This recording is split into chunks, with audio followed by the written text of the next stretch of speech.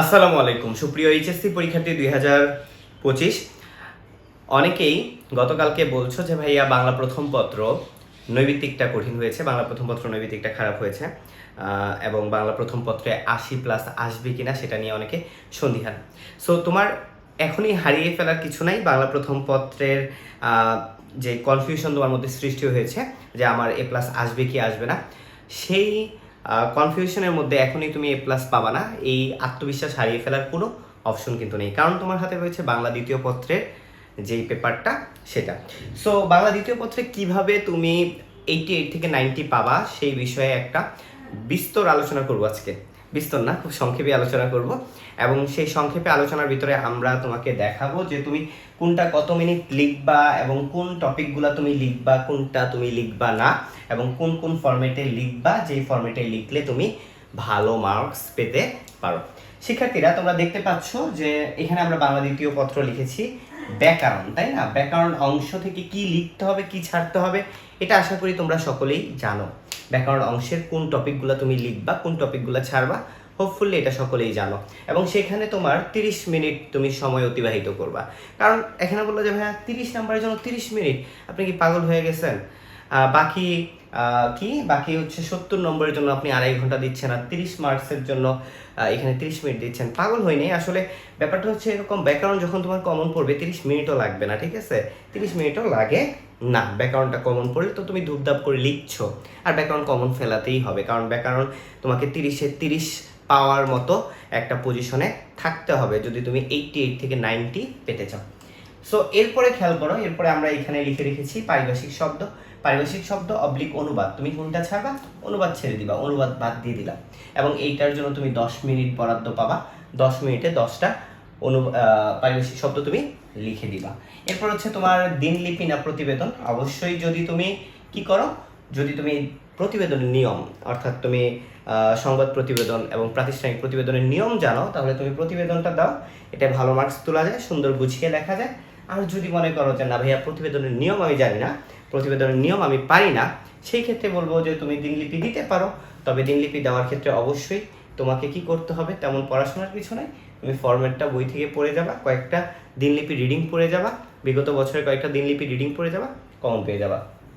So দিনলিপিও দিতে পারো যারা প্রতিবেদনের নিয়ম জানো না। কিন্তু যারা প্রতিবেদনের নিয়ম জানো, এক্স্যাক্টলি প্রতিবেদন লিখে অভ্যস্ত, তারা অবশ্যই প্রতিবেদন দিবা, ঠিক আছে? অবশ্যই প্রতিবেদন দিবা। এবং এটা তুমি প্রতিবেদন দিলে অবশ্যই 20 মিনিট ধরে লিখবা, তাহলে বুঝতেই পারতেছো যে মোটামুটি কতটুকু তোমার লেখা লাগবে। তারপর হচ্ছে ইমেল না আবেদনপত্র, অবশ্যই চেষ্টা করবা ইমেল দেওয়ার জন্য। এটা একদম ছোট এবং ফরম্যাটটাও খুব সুন্দর। ছোট ফরম্যাটের 1 পৃষ্ঠার মধ্যে খুব সুন্দরভাবে লেখা যায়, এবং যেটাতে 8 তোলা বা 9 তোলা একদম ইজি, ঠিক আছে? সো তোমরা ইমেলটা দিবা। আমরা এক একে ফরম্যাটে আসবো, তোমরা কনফিউশনে থাইকো না যে ভাই এভাবে বলেই শেষ করে দিবি নাকি ভিডিওটা। না, আমরা তোমাদের কি করব, প্রত্যেকটার ফরম্যাট দেখাবো যে কীভাবে লিখবা। এই যে এখানে যে 70 মার্কস আছে সেটা। সংলাপ না খুদে গল্প? আচ্ছা, সংলাপটা রাখলাম, সরি এখান থেকে খালি এটা স্কিপ হয়ে যায়। সারাংশ নাকি ভাব সম্প্রসারণ? অবভিয়াসলি ভাব সম্প্রসারণ লিখবা, এখানেও 20 মিনিট বরাদ্দ রাখলাম। আর ইমেলটা 10 মিনিটই লিখতে পারবা, যেহেতু ছোট, ঠিক আছে? আর সারাংশটা কেন বাদ দিলাম, এটার কারণ হচ্ছে, রিজন হচ্ছে, সারাংশ যদি তোমার কমন পড়ে, মনে করো তুমি বিভিন্ন সাজেশন তো পড়ে যাবা, সেখান থেকে যদি তোমার সারাংশ সামগ্রিক কোনোটা কমন পড়ে যায়, সারাংশ কমন পড়ে যায়, সেই ক্ষেত্রে তুমি সারাংশটা দিয়ে দিতে পারো। অর্থাৎ যেহেতু তোমার কমন পড়ে গেছে, তুমি 3-4 লাইন লিখবা, তোমার সময় বাঁচবে এবং সুন্দরভাবে বইয়ের ভাষায় লিখলা তুমি, স্যার 8 দিবে। কিন্তু আরেকটা বিষয় আছে এখানে, কেন সারাংশটা বাদ দিছি? ভাব সম্প্রসারণটা হচ্ছে সেফ জোন। কেন সেফ জোন? ভাব সম্প্রসারণ তুমি মোটামুটি লিখলে, মোটামুটি ভালোভাবে গুছিয়ে লিখতে পারলে 7 কনফার্ম। তারপরে খুব এক্সট্রাঅর্ডিনারি লিখলে 8, 7, 9 এরকম আসবে। কিন্তু ঘটনা হয়েছে সারাংশতে কিন্তু অল্প কথা। ধরো বাই নিচে সারাংশ তোমার কমন পড়ে নেই, তুমি সারাংশ খুব সুন্দরভাবে বানাইতে গেছো, 3-4 লাইন পড়ে কিন্তু স্যার বুঝে ফেলবে যে তোমার এই সারাংশটার মান কেমন হয়েছে। তখন সে এই মান দেখে, যখন দেখবে তোমার এই মান, তার ইমপ্রেশন তো নষ্ট হবে, তোমার পরবর্তীতে যা দেখবে তার প্রতিও তার ইমপ্রেশন নষ্ট হবে। পাশাপাশি এখানেও কিন্তু তোমাকে 5 বসায় রেখে দিবে। সো এখান থেকে 3 মার্ক হারানো মানে অনেক কিছু। এই সারাংশ দিতে গিয়ে, সময় বাঁচাইতে গিয়ে তুমি 3 মার্ক হারায় ফেলছো, এটা কিন্তু অনেক বড় একটা কি ফেলবে, ইম্প্যাক্ট ফেলবে তোমার উপর। সো তোমরা সারাংশটাকে অ্যাভয়েড করার চেষ্টা করবা, ভাব সম্প্রসারণটা দিবা সেফ জোন, খুব সুন্দরভাবে খালি সম্প্রসারণ করতে থাকবা। তবে অবশ্যই বইয়ের ভাষাও ইউজ করবা, একদম খাস বাংলা ভাষা ইউজ করা যাবে না। সংলাপ তো বুঝোই, সংলাপ আর ক্ষুদে গল্পের ভিতরে সংলাপ রাখি।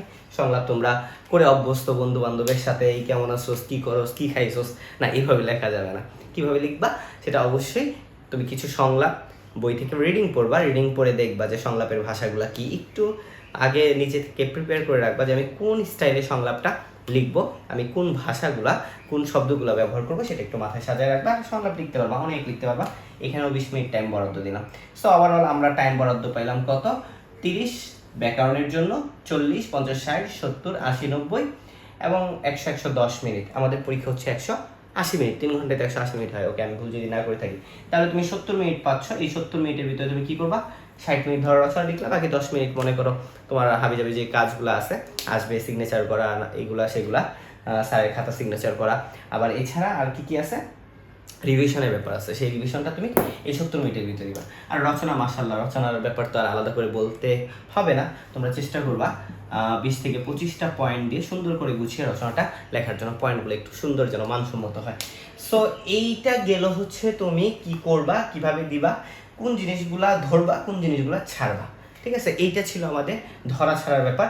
এখন আসো আমরা এই ভিডিওর ভিতরে, আমি ভিডিওটা একটু লং করতেছি, এই ভিডিওটার ভিতরে আমরা ফরমেশনগুলো দেখাই দিব কিভাবে তোমরা লিখবা। আরেকটা ব্যাপার, ব্যাকরণগুলো তোমরা বক্স করে করে লিখবা। ঠিক আছে, বক্স করে করে বলতে বোঝায় হচ্ছে এরকম যে মনে করো তুমি পারিভাষিক শব্দ লিখতেছো, পারিভাষিক শব্দ কিন্তু আমি ধরলাম চাকা মার্সের মধ্যে, যদিও এটা ব্যাকরণ না। সো মনে করো এরকম বক্স করে লিখবা, এখানে লিখবা যে পারিভাষিক শব্দ, হ্যাঁ, আর এখানে লিখবা যে অর্থ, এটাই দেখো। ঠিক আছে, সো এখানে ইংলিশটা লিখবা, এখানে ইংলিশটা লিখবা, এখানে তুমি বাংলাটা লিখবে, এরকম 5টা। প্রত্যেকটা জিনিস তুমি ব্যাকরণের যেটা আসবা সেটা অশুদ্ধ উচ্চারণ, শুদ্ধ উচ্চারণ। তারপর হচ্ছে প্রদত্ত শব্দ লিখলেই ভালো হয়, প্রদত্ত শব্দ, শুদ্ধ উচ্চারণ। তারপর হচ্ছে তোমার এখানে তুমি লিখবা হচ্ছে কি, এখানে তুমি লিখবা হচ্ছে প্রদত্ত শব্দ, সঠিক বানান, এরকম আর কি, শুদ্ধ বানান। সো এইভাবে তুমি বক্স করে করে করে করে তুমি লিখবা, যেন তোমার খাতাটার মানে এই বক্স করে লেখার ভিতরে আসলে ইয়াটা কি, মানে সুবিধাটা কি। আসলে সুবিধা কিছুই না, যখন তোমার খাতাটা একটা টিচার কাছে যাবে, তার ইমপ্রেশন ক্রিয়েট করা তোমার জন্য খুবই গুরুত্বপূর্ণ। সে যদি চিন্তা করে যে না এত সুন্দর করে গুছিয়ে লিখছে, দ্যাটস মিন এটা একটা ভালো স্টুডেন্টের খাতা, তার খাতা দেখার ক্ষেত্রে কিন্তু সে মার্কসগুলো ওইভাবেই একটু মানে ক্যারি করবে। সো একটু সুন্দর করে গুছিয়ে লিখতে হবে। আমরা প্রতিবেদনের নিয়মটা শিখাই। প্রতিবেদনের নিয়মটা যেটা হয় আর কি, প্রতিবেদন 2 রকমের তোমাদের আসে। সেটার একটা হচ্ছে প্রাতিষ্ঠানিক প্রতিবেদন বা দাপ্তরিক প্রতিবেদন যাই বলো, আরেকটা হচ্ছে তোমার সংবাদ প্রতিবেদন বা সাধারণ প্রতিবেদন যেটা বলো। সো এই ধরনের প্রতিবেদনগুলো আসে। তো প্রথমেই তুমি একটা প্রাতিষ্ঠানিক প্রতিবেদন যদি এখান থেকে ফরম্যাটটা শিখো, জাস্ট খালি এই সাবজেক্টটা চেঞ্জ করে দিবা, ভিতরে কথাবার্তা তুমি দেখে যাবা। প্রতিবেদনের আসলে সাজেশনটা কি, প্রতিবেদনের সাজেশন হচ্ছে প্রিভিয়াস ইয়ারে যেই প্রতিবেদনগুলো আসছে সেগুলো তুমি তোমার বই থেকে বা তোমার টেস্ট পেপার থেকে নামগুলো কালেক্ট করে সেগুলো একটু রিডিং পড়ে যাবা, আর এই ফরম্যাটে লিখবা। ফরম্যাটটা ঠিক রেখে প্রতিবেদনগুলো পড়ে যাবা। আমি আবার বলতেছি, প্রতিবেদন দেওয়া কিন্তু ভালো, কারণ প্রতিবেদনের নিয়ম আছে, সেটার উপর মার্কস আছে। সো প্রথমেই যেটা করবা, এটা আমরা একটা লিখতেছি যে কলেজ বা প্রাতিষ্ঠানিক প্রতিবেদন। এখানে তোমরা একটু খেয়াল করো, প্রথমেই আমরা দেখতে পাচ্ছি যে এইখানে আমরা একটা টপিক নিয়ে লিখতেছি, আন্তর্জাতিক মাতৃভাষা দিবস উদযাপন। বোর্ডে আসছিল, প্রিভিয়াস কোন একটা বোর্ডে। সো আন্তর্জাতিক মাতৃভাষা দিবস উদযাপন সম্পর্কে তোমাকে একটা প্রতিবেদন লিখতে বলছে। তুমি যেটা করবা, ফার্স্ট একটা তারিখ দিবা। এখন তারিখ মনে করো তোমরা কি করবা, যে আসলে তোমাদের 29 তারিখে পরীক্ষা, তোমরা 29শে জুন দিয়ে দিবা, এরকম কি না, আসলে ওই রকম না। তারিখটা হচ্ছে মনে করো তোমাকে আন্তর্জাতিক মাতৃভাষা দিবস সম্পর্কে লিখতে বলছে। আন্তর্জাতিক মাতৃভাষা দিবস সম্পর্কে লিখতে বলছে মানে কি, মানে এটার প্রতিবেদনটা তোমার তৈরি করতে বলছে।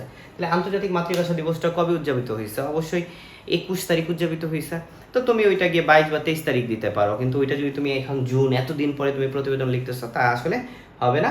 আবার মনে করো বিজয় দিবস উপলক্ষে আসছে, সেটা যদি তুমি এখন লেখো যে আসলে তোমার পরীক্ষার টাইমে, সেটাও হবে না। তুমি চেষ্টা করবা ওই কাছাকাছি সময়ের একটা ডেট দেওয়ার জন্য, ঠিক আছে, কাছাকাছি সময়ের একটা ডেট দেওয়ার জন্য।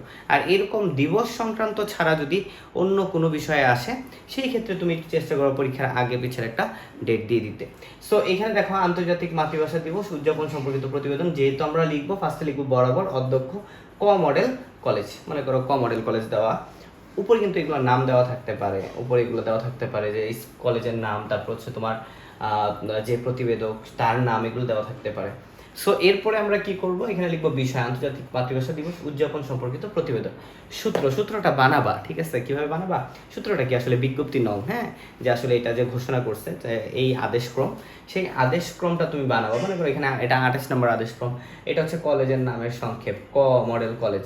এইটা তিনটা হয়ে যায় তিনটা, তোমার যদি কলেজের নাম 4টা হয় 4টা, এরকম তুমি এটা বানাবা। 2025 জনাব লিখতেছো অধ্যক্ষকে আপনার আদেশক্রমে সম্প্রতি কলেজে আন্তর্জাতিক মাতৃভাষা দিবস উপলক্ষে আয়োজিত অনুষ্ঠানমালা সম্পর্কে একটি প্রতিবেদন উপস্থাপন করছি। এরপর তুমি এটা লেখার পরে লিখবা, একটা হেডিং দিবা, এটা নীল কালিতে লিখবা, ঠিক আছে? ক মডেল কলেজে আন্তর্জাতিক মাতৃভাষা দিবস উদযাপিত। এবং এই হেডিংটা তুমি মাঝে মাঝে এখানে যে ফরম্যাটে লেখা আছে এভাবে লেখার চেষ্টা করবা। আর ব্যাপার হচ্ছে পরে তুমি এইখানে 2-3 প্যারায় লিখবা, 2-3 প্যারায় তুমি বিষয়গুলো উপস্থাপন করবা। এখন ঘটনা হচ্ছে এখানে আমি কি লিখবো, যা ঘটছে তোমার ওই দিন, তোমার কলেজে যা যা ঘটছে, যেভাবে অনুষ্ঠানটা হয়েছে, সেই বিষয়গুলো 3 থেকে 4 প্যারায় তুমি উপস্থাপন করবা, একদম শুরু থেকে শেষ পর্যন্ত। এখানে তুমি ওই আন্তর্জাতিক মাতৃভাষা দিবস তাই বলে যে আন্তর্জাতিক মাতৃভাষা দিবসের গুরুত্ব তুলে ধরে ভূমিকা দিয়ে তারপর লিখবা, তা না। এখানে হচ্ছে তোমার প্রতিষ্ঠানে যা যা ঘটছে ওই দিন, এবং কি কি বক্তৃতা রাখছে, কি কি হয়েছে, এবং কারা কারা ওইখানে মনে করো অংশগ্রহণ করছে, কারা প্রধান অতিথি ছিল, এই বিষয়গুলো নিয়ে তুমি সুন্দর করে উপস্থাপন করবা।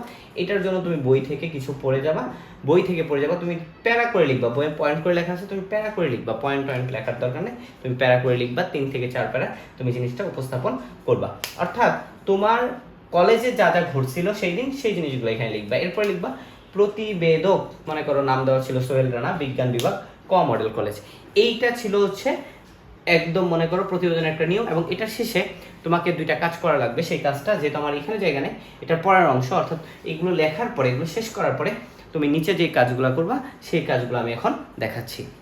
এবং শেষে তুমি যে কাজটা করবে, এই যে এখানে যে বিষয়টা দেখতে পাচ্ছ, লাস্টে এরকম একটা খাম কাটবা, অর্থাৎ তুমি ওইগুলো লিখছিলা যেগুলো আমি লিখছি, তারপরে এই জিনিসটা লিখবা, প্রতিবেদনের শিরোনাম লিখবা, প্রতিবেদনের সময় লিখবা, প্রতিবেদনের তারিখ লিখবা, প্রতিবেদকের নাম লিখবা, এই বক্সটা তুমি লিখবা। এরপর আবার যদি ডাকযোগে তুমি পাঠাও, প্রেরক প্রাপকের বক্সটা যেটা, সেটাও তুমি লিখতে পারো।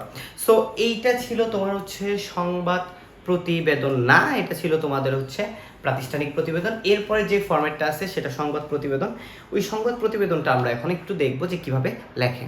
এরপর আমরা সংবাদ প্রতিবেদন দেখছি, এবং সংবাদ প্রতিবেদনের অনেক ফরম্যাট আসলে অনেক বইয়ে লেখা আছে, আর অনেক জায়গায় অনেক রকম করেই দেওয়া থাকার পরেও আমরা একটা স্ট্যান্ডার্ড ফরম্যাট তোমাদেরকে দেওয়ার চেষ্টা করছি। স্ট্যান্ডার্ড ফরম্যাটে আমি যেটা করতেছি সেটা হচ্ছে, দেখো এটা কিন্তু অনেক বইয়ে একদম শেষে দিয়েছে, অর্থাৎ সংবাদ প্রতিবেদনের ক্ষেত্রে আগে একটা হেডিং দিয়ে লিখে তারপর এটা লাস্টে দিয়েছে, ঠিক আছে? ওই যে প্রাতিষ্ঠানিক প্রতিবেদন যেভাবে দিছিলাম সেভাবে। আরেকটা বিষয় হচ্ছে তুমি এটা শুরুতে দিতে পারো, এটা শুরুতে এভাবে সুন্দর করে আগে দিবা। প্রতিবেদনের প্রকৃতি আমি যেভাবে দিয়েছি, সংবাদ প্রতিবেদন, প্রতিবেদনের শিরোনাম, যে শিরোনামের প্রতিবেদনটা তুমি করছো সেই শিরোনামটা দিবা। তারপর হচ্ছে সরজমিনে তদন্তের স্থান, মনে করো কোনো একটা বাজারের নাম দিয়ে দিবা, যেহেতু দ্রব্যমূল্যের ঊর্ধ্বগতি, অথবা যদি কোনো সড়ক দুর্ঘটনা হয়, সড়ক দুর্ঘটনা কোথায় হয়েছে সেই সরজমিনে তদন্তের স্থানটা দিয়ে দিবা। প্রতিবেদন তৈরির সময়, কখন তৈরি করছো, সময় এবং তারিখটা দিয়ে দিবা। এবং প্রতিবেদকের নাম, কে প্রতিবেদনটা প্রস্তুত করছে, মনে করো মনিরুদ্দিন, এখানে মনিরুদ্দিন লিখে দিবা। সংযুক্তি, কি কি সংযুক্তি করছো। দেখা গেছে একটা প্রতিবেদন মানে কি, প্রতিবেদন মানে হচ্ছে তুমি যে পেপার পড়ো, পেপারে দেখবা যে প্রতিবেদনটা ছাপে, সেই প্রতিবেদনের প্রথমে কিন্তু একটা কি থাকে, প্রতিবেদনের প্রথমে কিন্তু একটা দেখবা ছবি থাকে, সেই ছবিটা কিন্তু তোমার উল্লেখ করতে হবে। তাই তুমি এখানে সংযুক্তি দিয়ে দিছো দ্রব্যমূল্যের বাজার তালিকার 1-2টি ছবি, দ্রব্যমূল্যের বাজার তালিকার 1-2টি ছবি আমরা সংযুক্ত করেছি। এখনো একটা কাজ, সেটা হচ্ছে যে তুমি এখানে দেখতে পাচ্ছ একটা হেডিং দিছি, তাই না? হ্যাঁ, অবশ্যই একটা হেডিং দিবা, এটা নীল কালি ইউজ করবা, কারণ দেখবা যে তোমার পেপারে কিন্তু এটা বোল্ড করা থাকে। যেহেতু তুমি বোল্ড করতে পারতেছো না, মানে লেখাটা একদম মোটা দাগে থাকে, বড় করে দেওয়া থাকে, তুমি যেহেতু করতে পারতেছো না, তো তোমাকে হাইলাইট করা উচিত। তাই তুমি নীল কালি দিয়ে লিখবা, যেহেতু পরীক্ষায় নীল কালি ব্যবহার করা যায়। সো নীল কালি দিয়ে লিখে নিচে আন্ডারলাইন করে দিয়ে তারপরে লিখবা যেভাবে লেখা আছে ঠিক এভাবে, নিজস্ব প্রতিবেদক, এখান থেকেই দৈনিক ইত্তেফাক, যেই নাম দেওয়া থাকে প্রশ্নে সেটা না দেওয়া থাকলে নিজের মতো লিখবা, ঢাকা 26শে জুন 2025। এরপর তুমি 3টা প্যারায় আসলে লিখবা, এইখানে 3টা প্যারায় তুমি লিখবা এরকম। প্রথমে মনে করো দ্রব্যমূল্য সম্পর্কে লিখবা, ঊর্ধ্বগতি যে ঘটতেছে এই সম্পর্কে লিখবা। আরেকটা প্যারায় দেখা গেছে যে দ্রব্যমূল্যের কি কি ঊর্ধ্বগতি ঘটছে, সরজমিনে তুমি বাজার তদন্ত করে যা যা পাইছো, কোনটার দাম পূর্বের সপ্তাহে কত ছিল, এখন কত, কিছু মানুষের সাক্ষাৎকার নিবা, ঠিক আছে, যারা এই দ্রব্যমূল্যের ঊর্ধ্বগতিতে যাদের জীবন একদম মনে করো বিষণ্ণ হয়ে আছে, যাদের যাদের না বিশ্বাস উঠেছে, তাদের কিছু মনে করো কি বলে সাক্ষাৎকার নিবা, যে অমুকে বলেছে এটা এটা। তারপর লাস্টে একটা সলিউশন, কিভাবে কি করলে সলিউশন, সরকার কি ব্যবস্থা গ্রহণ করছে, বিশেষজ্ঞদের মতামত যে কিভাবে কি এটা সলিউশন করা যায়, এই বিষয়গুলো লাস্টে দিবা। কোনোটাই কিন্তু তোমার মতামত দেওয়া যাবে না, তুমি হচ্ছে প্রতিবেদক, তুমি কোনো নিজস্ব মতামত এখানে উপস্থাপন করতে পারবে না। সব তুমি যা আসলে এখানে দেখছো বাজারে বা যা দেখছো তদন্ত করে তা এখানে উল্লেখ করতে হবে। প্রতিবেদক মনির উদ্দিন। এরপরে তুমি এটা শেষ করার পরে তুমি 3-4 প্যারা, এটা যতটুকু হয় 2-2.5 পৃষ্ঠা যাই হয়, হওয়ার পরে তুমি বেশি বড় লেখার আসলে দরকার নেই, 2-2.5 পৃষ্ঠা লিখলা, লেখার পরে তুমি এখানে লিখবা প্রতিবেদক মনির উদ্দিন, স্বাক্ষর দিয়ে দিবা, একটা স্বাক্ষর। এরপর আবার অনেক বই করে কি আসলে জানো, যখন অনেকে আবার বলে যে এটা ডাকযোগে পাঠাইতে হবে। আচ্ছা, যদি তুমি ডাকযোগে পাঠাও, হ্যাঁ, অনেক সময় তো প্রতিবেদনটা তৈরি করে আসলে গিয়ে অফিসে জমা দেয়, কিন্তু দেখা গেছে ডাকযোগে যদি পাঠাও সেক্ষেত্রে তুমি ডাক টিকিট দিয়ে প্রেরক প্রাপক দিয়ে, ঠিক আছে, প্রেরক প্রাপক দিয়ে শেষে একটা কি করে দিতে পারো, শেষে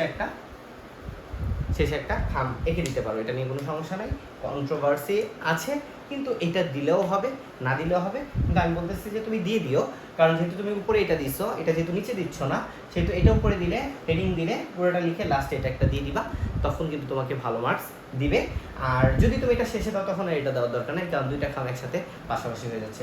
যদি এটা প্রথমে দাও, তারপর এটা দাও, তারপরে এই জিনিসগুলো এভাবে সাজানোর পর এটা লেখার পরে নিচে আসলে তুমি এটা দিয়ে দিও, কোনো সমস্যা হবে না, তোমাকে স্যাররা মার্কস দিবে, খুব ভালোভাবেই দিবে। কারণ অনেক সময় কি করতে হয়, তোমার ওই সংবাদপত্রে তুমি প্রতিবেদন, তুমি হয়তো বাসায় বসে প্রতিবেদনটা লিখে তুমি ডাকযোগে পাঠিয়ে দিছো, অফিসে যাইতে পারতেছো না, তাই তুমি কি করলা, এই ডাক টিকিটটাও দিয়ে দিলা। সো এইটা ছিল প্রতিবেদনের একটা স্ট্যান্ডার্ড নিয়ম। প্রতিবেদন তুমি যখন লিখবা, এই প্রতিবেদনটা এইভাবে লিখলে তোমাকে স্যাররা ভালো মার্কস দিবে, 8 দিতে পারবে। আর যদি তুমি উল্টাপাল্টা করে ফেলো সেক্ষেত্রে তোমাকে মার্কস কোথা থেকে দিবে স্যাররা। আর ভিতরে লেখা অবশ্যই খুব গুরুত্ববহ করে, তার জন্য তুমি বিগত বছরের কিছু গুরুত্বপূর্ণ প্রতিবেদন বা সাজেশনের প্রতিবেদনগুলো ভিতরে রিডিং করে যাবা, কি লিখছে সেগুলা ওইভাবে দেখে যাবা। সো এই ছিল আমাদের প্রতিবেদনের নিয়ম। আমরা এরপরে চলে যাব হচ্ছে আমাদের আর কি নিয়ম লাগে, ইমেলের নিয়ম শেখা লাগে, ঠিক আছে। আর ডায়লগের নিয়ম তো তোমরা জানোই, ডায়লগ কীভাবে লেখে, তারপর হচ্ছে তোমার বাকি যে জিনিসগুলো আছে সেগুলো সবগুলো নিয়মই আশা করি তোমরা জানো। এত কিছুর ফরম্যাট আসলে আর লেখার কিছু নেই, আর রচনার ব্যাপারটাও জানো। এখন আমি শুধুমাত্র তোমাদের ইমেলের ফরম্যাটটা দেখাই দিই যে ইমেলটা তুমি কীভাবে লিখবে। এখন আসো ইমেলটা আসলে কিভাবে লিখবা, ইমেলটা কিভাবে লেখে, বৈদ্যুতিক চিঠি যেটা আর কি, হ্যাঁ। সো এইটা কিন্তু খুব সহজ, বললাম যে এইটা দিবা, কারণ এইটা দিতে স্বল্প সময় লাগে, পাশাপাশি এটার ফরম্যাটটাও সহজ, ভালো মার্কস তোমরা পেতে পারবা। সো ফার্স্টে ফর্ম দিবা, টু দিবা, আরেকটা দিতে পারো সিসি, কিন্তু এটা ফাঁকা রাখবা, ঠিক আছে। আর হচ্ছে সাবজেক্ট, এই যে তুমি মার্জিন করছো, মার্জিন করার পর নং লিখছো, ঠিক এই ফরম্যাটে তুমি ইমেলটা লিখবে 1 পৃষ্ঠার মধ্যে, ক্লিয়ার। সো আর ইমেলে এত কি লিখবা তুমি বলো তো, এত কিছু তো লেখার নাই আসলে, তাই না। সো এখানে দেখো তুমি সাবজেক্ট লিখবা বই কেনার টাকা চাওয়া প্রসঙ্গে প্রিয় ভাইয়া।